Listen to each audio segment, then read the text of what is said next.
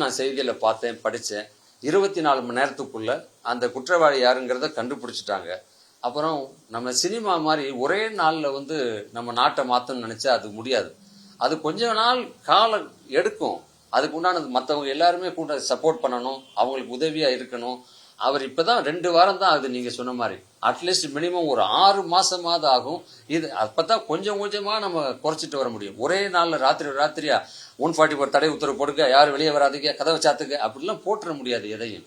ஆனா கண்டிப்பாக கொஞ்சம் கொஞ்சமா அது குறையும். நீங்க பாருங்களேன் சார். இதே கடந்த ஆட்சியில் இதே மாதிரி தான் நடந்தது. அப்போ ஏன் அந்த மாதிரி இல்லாம விமர்சனம் பண்ணிருச்சியா? இல்ல, அது எப்பயுமே 5 வருஷம் முடிய போகும்போது அந்த ஃபர்ஸ்ட்ல இருந்து 5 வருஷம் என்ன நடந்தது அப்படிங்கறத எல்லாருமே விமர்சனம் பண்ணுவாங்க. அந்த 5 வருஷத்துக்குள்ள எவ்வளவு கொலை குற்றங்கள் நடந்திருக்கு, எவ்வளவு போதை புழக்கங்கள்ல இருந்திருக்கு, இது எல்லாம் இந்த எலெக்ஷன் வரும்பொழுது அவங்களுடைய மிஸ்டேக் என்னென்ன அப்படிங்கறத எடுத்து எதிர்கட்சியா இருக்கிறவங்க போய் சொல்லுவாங்க. அது போல அந்த 5 வருஷத்துல நடந்த குற்றங்களை எல்லாருமே எடுத்து சொல்லியிருக்காங்க. நம்ம இப்ப ஆட்சி ஆரம்பிச்சு 2 வாரம் தான் ஆகுது. அதனால இன்னும் போகட்டுமே, நல்லது நடக்கும்போது பாராட்டுவீங்க, அதே மாதிரி வேற ஏதாவது தவறுகள் நடக்கும்போது எல்லாரும் குரல் கொடுக்குற மாதிரி மற்றவங்களும் கொடுப்பாங்க.